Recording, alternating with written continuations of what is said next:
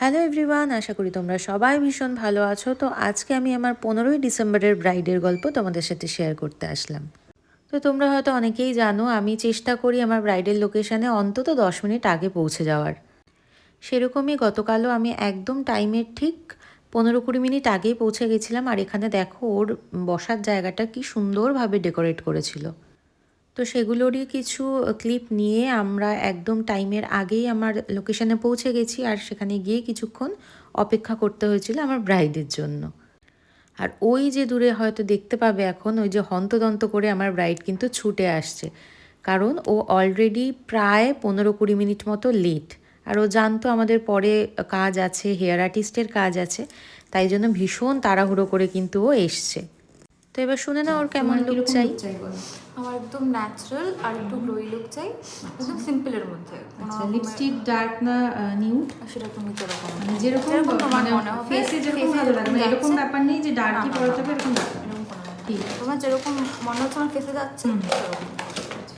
তো তোমরা সবাই শুনেছো স্বস্তিকার আজকে কেমন লুক চাই। তো খুব ন্যাচারাল একটা লুক চেয়েছিল, কিন্তু হ্যাঁ, যেটা আমার ভিডিওতে অ্যাড করা হয়নি সেটা ও আই মেকআপটা একটু গর্জিয়াস চেয়েছিল, যেটা আমি খুব বেশি যে লাউড কিছু করেছি তা না, কিন্তু তার মধ্যে বেশ একটা সুন্দর গর্জিয়াস একটা লুক ছিল। তো শীতকালে সবাই জানো যাদের খুব ডিহাইড্রেটেড স্কিন তাদের কিন্তু প্রচণ্ড পরিমাণে হাইড্রেশন না দিলে স্কিনে কিন্তু সেই গ্লোটা কখনোই আসে না। তাই আমরা সেই মতোই ওর বেসের প্রিপারেশানটা করেছিলাম। আর প্রত্যেকটা আপকামিং ব্রাইডকে আমার সাজেশান, তোমরা প্লিজ ঠিকঠাক করে স্কিন কেয়ার করো। শীতকালে স্কিন প্রচণ্ড রুক্ষ হয়ে যায়, ডিহাইড্রেটেড হয়ে যায়, তাই কিন্তু ইনার গ্লোটা ফুটে ওঠে না। তার জন্য প্রচণ্ড পরিমাণে নিজের স্কিনের প্রতি যত্ন নেওয়া আগে থেকে, আর প্রচুর জল খাও, সিজনাল ফ্রুট খাও, স্কিন কেয়ার করো, তাতে কিন্তু একটা হেলদি গ্লো এমনিতেই ফুটে উঠবে। তো এখানে দেখো যেহেতু আমার হেয়ার আর্টিস্টের পরে একটু তাড়াতাড়ি বেরোনোর ছিল, তাই ও কিন্তু হেয়ার আর কলকাটা করে ওর কাজে বেরিয়ে গেছিলো। তারপরে আমি আস্তে আস্তে কিন্তু পুরো লুকটা কমপ্লিট করেছি। দেখো স্বস্তিকার এই লুকটা তোমাদের কেমন লাগে, আশা করি খুব ভালো লাগবে। আমার এখানে মনে হয়েছিল ওর কানের দুলটা যদি আরেকটু বড় হতো তাহলে একটু দেখতে বেশি ভালো লাগতো। তো যাই হোক, ওর অপশান ছিল না, কিছু করার নেই।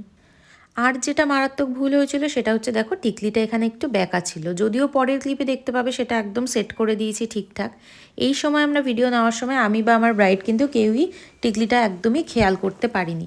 তো এখানে আমরা রিং লাইটের সামনেও কিছু ভিডিও নিয়েছি, এবং পরের ভিডিওটা এই ভিডিওটা কিন্তু কোনো রিং লাইট ছিল না, ওদের একদম বিয়ের যেখানে ওর বসার জায়গা ছিল সেখানে ওর কিছু ভিডিও ক্লিপ নিয়েছিলাম। তোমরা দেখো ওকে কি সুন্দর ন্যাচারাল একটা ফিনিশ লাগছে। ওর কিন্তু খুব পছন্দ হয়েছিল লুকটা। আমি ওর রিভিউটা তোমাদের সাথে এরপরে শেয়ার করে দিচ্ছি, তোমাদের কেমন লাগলো অবশ্যই জানিও। আচ্ছা, স্বস্তিকা কেমন লাগলো বলো আজকে? আমার সত্যি খুব পছন্দ হয়েছে। আমি যেরকম ভেবেছিলাম, যেরকম বলেছিলাম দেখতে, তার থেকে অনেক অনেক বেশি ভালো হয়েছে। আর একদম লাইট বেস, মানে ফিলই হচ্ছে না মানে আমি পুরো মেকআপ করে আছি এরকম। সত্যি আমার খুব পছন্দ হয়েছে। Thank you so much. I makeup, lips সব কিছু পছন্দ সব হয়েছে। পছন্দ হয়েছে। ঠিক আছে, চলো দেখি একটু তো তোমাদের কেমন লাগলো ওর লুকটা অবশ্যই আমাকে জানিও। আর তোমাদের স্পেশাল দিন আমাকে বুক করতে অবশ্যই কন্ট্যাক্ট করে নিতে পারো স্ক্রিনে দেওয়া নাম্বারে।